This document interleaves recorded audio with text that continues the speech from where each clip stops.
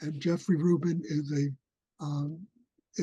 a psychoanalyst in New York and a extremely talented author and extremely impressive intellectual. Go ahead, Jeff. Thanks, Paul. Beneath Trump's grandiose and monstrous exterior is a vulnerable, crushed, and terrified little boy. That's why his resounding defeat in the 2020 presidential election was for him a nightmare beyond imagination.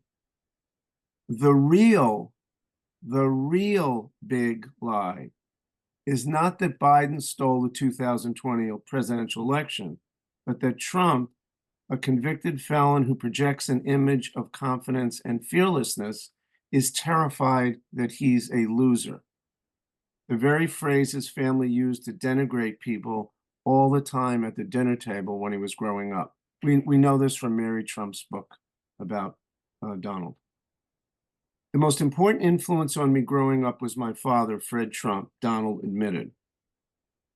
Most commentators accept this account uncritically, which seems at first glance convincing, because Trump reveres, and I believe had contempt for, his father, and he says very little about his mother, Mary, which renders her a more opaque and marginalized figure.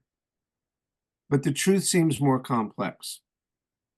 Mary McLeod Trump, the youngest of 10 children from a hardscrabble environment, was, from all accounts, cold and withdrawn, an absent presence in her son's life. I quote, "The kind of mother who used her children to comfort herself rather than comforting them," notes her granddaughter, Mary Trump. She attended to them when it was convenient for her, not when they needed her to. Often unstable and needy, prone to self-pity and flights of martyrdom, she frequently put herself first, Mary Trump adds. Especially when it came to her sons, she acted as if there was nothing she could do for them. I want us to try to feel this kind of thing as we think about Trump. It's so easy for Trump to become a lightning rod and for us to put all our feelings of bewilderment, powerlessness into Trump. But I want us to try to feel this kind of thing as we think about Trump. When Donald was 2, his mother had to have an emergency hysterectomy because of severe hemorrhaging while giving birth to her 5th child, Robert, which led to a severe abdominal infection and more surgeries. 4 surgeries in about 2 weeks. We can only imagine the emotional impact on Donald, who probably internalized its force even though he was too young to comprehend its meaning.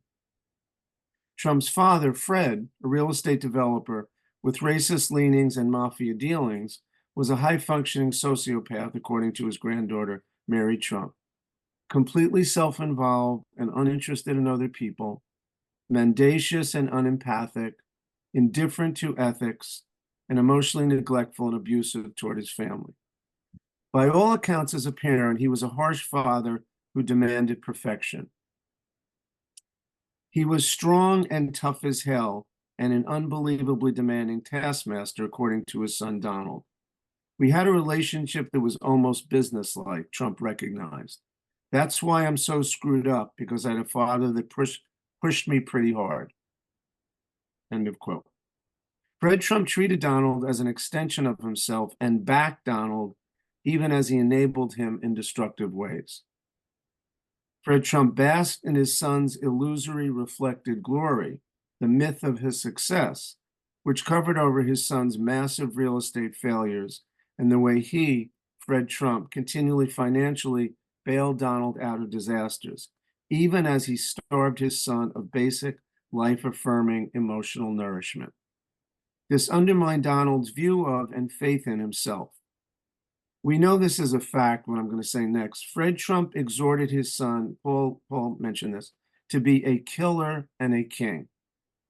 "I'm a king," Trump announced when he visited the village of his Scottish relatives. In business, as president, and now as a citizen, Trump has more often behaved in a despotic rather than regal manner, abusing his power, circumventing the law, and oppressing and obliterating those who disagree with him.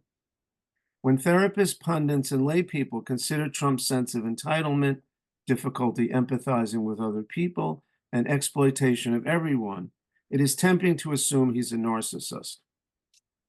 But could it be that Trump's self-absorption masks and is actually a manifestation of something more profound and horrifying?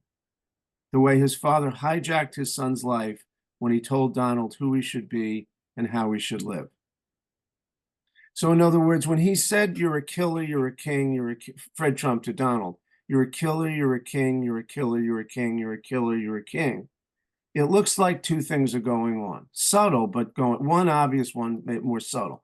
Number one, only a king can anoint another king. So Fred Trump is the senior, is the king anointing the other king, Donald, or the next king. That's subtle. The more obvious is you're a killer, eliminate anyone in your way. So you please Father by doing that. But the third thing that is going on in that interaction is utterly horrifying beyond words. And that's, I will tell you who you'll be. I will tell you what your life will be.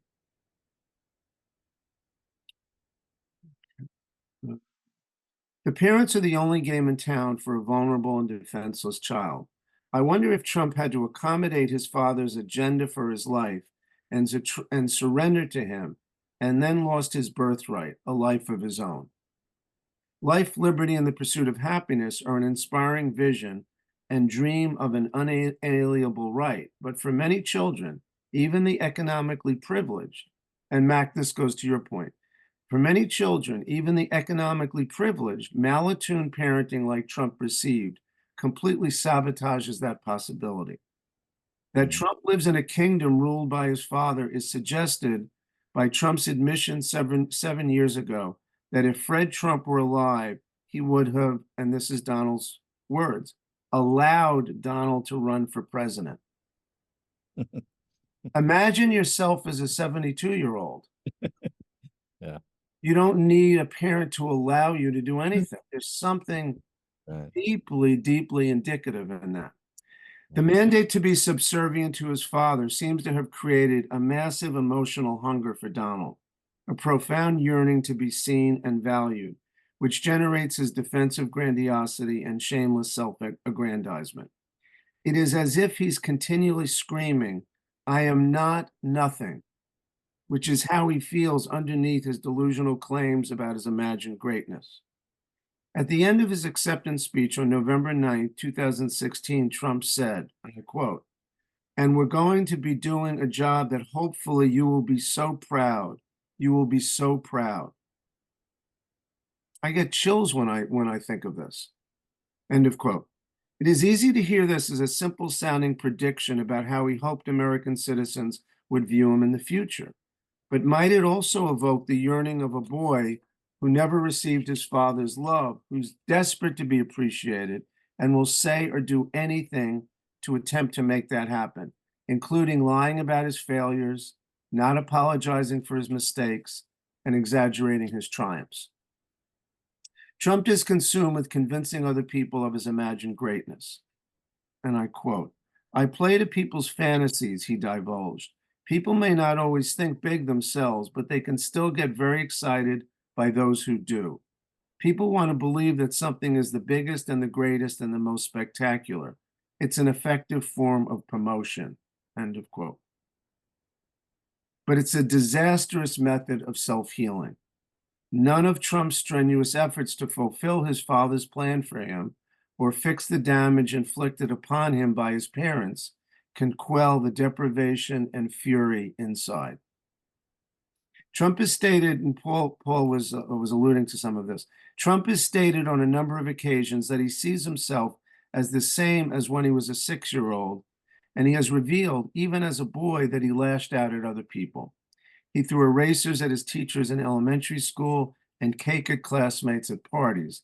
In second grade, he gave a music teacher a black eye because he didn't think the man knew a lot about music. Try to picture that. A second grader, so he's 7. He gives a music teacher a black eye because he thought the man didn't know a lot about music. I wonder if the young Trump was really upset with something and someone closer to home. As an adolescent, I was mostly interested in creating mischief, Trump admitted. He also acknowledged, I wasn't the most well-behaved person in the world, and my parents had no idea what to do with me, and they heard about this school that was a tough place, end of quote.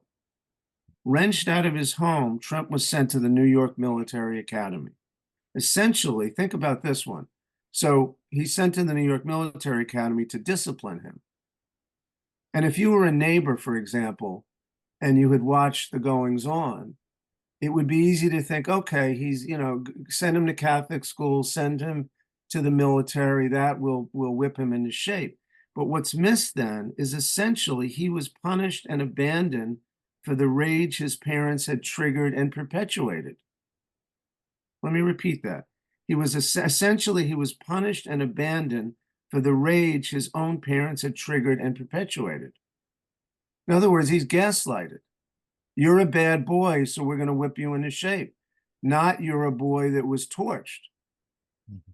I shouldn't say it, Donald's mother said to her niece, Mary Trump, but when Donald, went to the New York Military Academy, I was so relieved. He didn't listen to anyone, especially me, and he tormented his brother Robert. And your grandfather, Donald's father, Fred Trump, didn't care. Donald got away with murder. Growing up with a cold, critical, and domineering parent, Trump seems to believe he has two untenable options: crush everyone in his path or risk being dominated. When you attack him, he will punch back 10 times harder, as his wife Melania noted in a speech on April 4th, 2016. That may be why Trump is impressed by absolute monarchies and reveres tyrants who enjoy inflicting suffering on other people, is in continuous war with everyone he meets, and has adopted sadistic policies that sabotage families when he was president. When Trump is challenged, which he has been since his defeat in the 2020 presidential election, he emulates his dictatorial father and ruthlessly attacks his detractors. But Trump's identification with his father and his attempts at self-glorification are at best a makeshift solution to the horror of his childhood that crumbles whenever his self-esteem or power is threatened. Underneath Trump's supreme self-assurance is an emotional vulnerability that is unknown to him, which he would vociferously deny. I quote, Donald has always struggled for legitimacy, notes Mary Trump, as an adequate replacement for Freddie, his brother, as a Manhattan real estate developer or casino tycoon, as the occupant of the Oval Office who can never escape the sense that his win was illegitimate, end of quote. If Trump eludes jail time and wins the 2024 presidential election, the available evidence suggests that he would attempt to operate like a dictatorial king. He would undoubtedly view his election as his greatest triumph and revenge against the world. The horrifying reality that neither he nor his supporters realize is that Trump as king would be the culmination of a ghastly trauma that remains completely unconscious, the final hijacking of his soul in his blindly following his father's injunction to be a killer and a king. At that moment, Trump would have given up his right to a life that should have been his own. I quote here, I don't like to analyze myself because I might not like what I see, Trump told a biographer. End of quote. The most disturbing thing he'd see is that his life was stolen and warped by the people closest to him. Trump identifies America with his own precarious sense of self. Thus, he is obsessed with erecting a wall to keep out what he dreads, even though it happened many years ago. But of course, what poses the greatest threat to Trump is not immigrants or their children or people of color, but his own past, the infestation at home that he pushes away because it will be too terrifying and disturbing to face. And that no wall can keep out. Okay, this is the final section of my paper, Trump's threat to democracy. A second Trump, am I reading too fast or is this okay? This is good. Trump's threat to democracy. A second Trump term could bring, quote, the end of our democracy, says presidential historian Douglas Brinkley, and the birth of a new kind of authoritarian presidential order, end of quote. Another Trump administration quote, would be a kind of overthrow from within. It would be a coup of the way we've always understood America, suggests Sean Wilentz, a history professor at Princeton. It's tempting to dismiss forecasters of democratic doom as deluded. It's emotionally terrifying to look directly at the insanity of everyday political life in America in 2024, which is an unprecedented threat to democracy. It is then natural and easier to minimize and turn a blind eye to the massive threat Trump poses if reelected.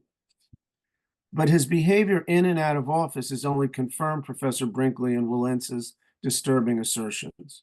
From subverting a bedrock of democracy, the rule of law, by trying to steal the 2020 presidential election and refusing to accept President Biden's victory, to encouraging the January 6th insurrection and continuing to foment lawlessness and violence, Trump's tenure on the political stage has been an assault on and a subversion of the democratic process. The horrifying reality, which Trump has admitted, is that if elected, he would be more authoritarian and despotic than what we have been subject to these last 8 nightmarish years. In interviews with Trump and conversations with more than a dozen of his closest advisors, what emerges, writes Eric Cortellessa, is Trump's conviction that he was too nice, end of quote, in his first term, and he would not make that mistake again. Trump indicated that he tends to establish, quote, an imperial presidency that would reshape America and its role in the world, Cortellessa adds. This is consistent with what Trump divulged to Fox News host Sean Hannity in December 2023. Paul mentioned this, that he would be a dictator, though only on day one. One small problem. History and psychology teach us that dictators never give up their power and authority once they have it. After 1 day or 100, they only try to expand it. Cortellessa reports that, quote, allies are laying the groundwork to restructure the presidency in line with a doctrine called the unitary executive theory, which holds that many of the constraints imposed on the White House by legislators and the courts should be swept away in favor of a more powerful commander-in-chief, end of quote. Borrowing from psychoanalysis, we might view Trump's threat to democracy on at least 2 levels, one manifest or conscious and the other latent or unconscious. What is conscious are things like Trump's ceaseless obsession with the big lie, which doesn't have a shred of validity, and his undermining of democratic institutions through putting himself above the law by defying subpoenas and menacing and threatening juries and witnesses, legal officials, and their families. What is also conscious is the way Trump encourages censorship, undermines free speech, and squashes dissent, all hallmarks of democracy. He actively promotes a culture of retribution and vengeance if reelected. He actively promotes, it's not surprising then that Republican leaders and voters are terrified of challenging him and his anti-democratic actions and are condemned and brutalized if they do. Another conscious part of Trump's threat to democracy is that if reelected, he will most certainly strengthen gun rights and loosen climate controls. What is more elusive, although no less important, is Trump's unconscious threat to democracy. And this is what I want to talk about in the end of my paper. The way he murders reality and sows the seeds of self-mistrust and divides and demoralizes the populace, and that destroys the idealism, energy, and hope of younger generations, which is crucial to democratic renewal. Murdering reality. Imagine the following. Your partner has an affair which devastates you. When you attempt to address it, he or she denies it. You know they're lying. When you ask, why would you insist on the truth of a provable falsehood? They reply, I'm giving alternative facts. Your alternative facts are lies, you respond in a self-confident and assertive tone. At first, you feel betrayed, hurt, and angry. But as time goes on, self-doubt commingles with rage.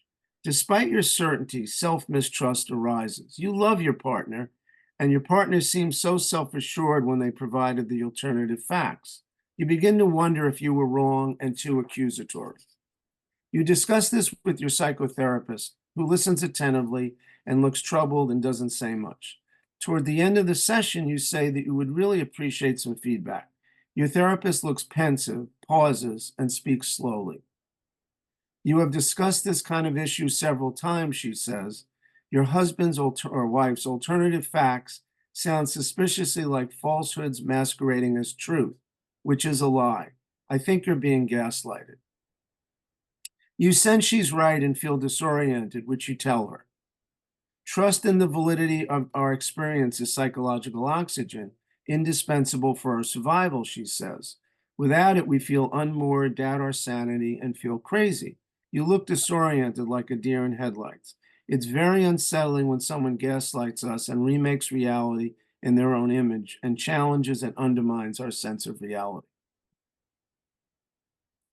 Facts exist and matter in a democracy no less than a family. Facts and truth are the bedrock of democracy, as Dan Rather noted after Kellyanne Conway first used the phrase alternative facts to rationalize away White House Press Secretary Scott Spicer's conscious lies about the size of Trump's inauguration on January 20th, 2016. When there's no difference between fact and fiction, there's no shared reference point to comprehend and navigate the world or communicate with each other, and confusion and chaos reign. Trump was the 45th president of the United States. Joe Biden was the 46th. Even if Trump and a disturbing number of Republican leaders and voters deny that fact and reality. Trump is a deeply traumatized man who never faced his horrible personal history, so it's predictable that he foists it on an unsuspecting world. There's no antecedent world of facts for Trump. There's only his childlike attempt to remake reality whole cloth out of his conscious desires and wishes and unconscious fears.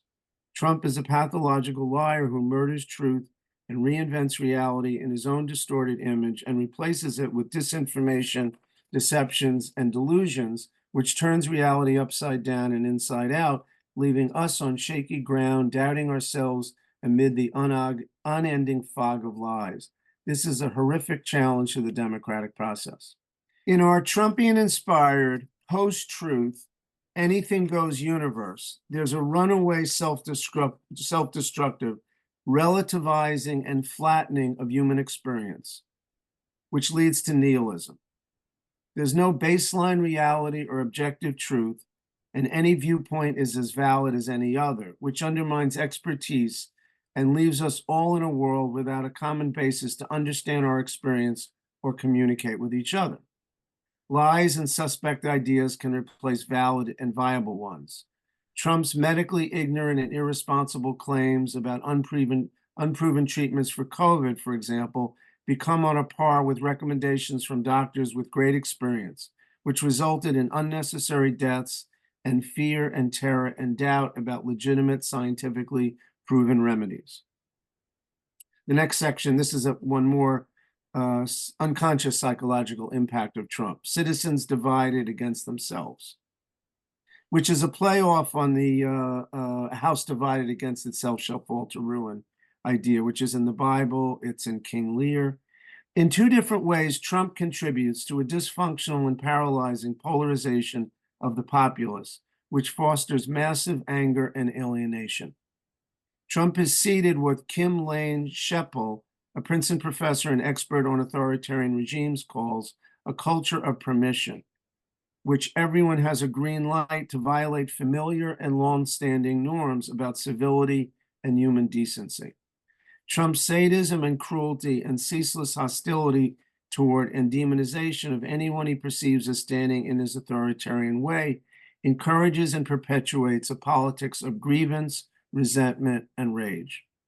And that promotes a Hobbesian every man for himself universe, which deeply contributes to creating a divided world in which couples, family members, and former friends feel enormous distrust and seek solace in narrow and authoritarian political or religious alliances.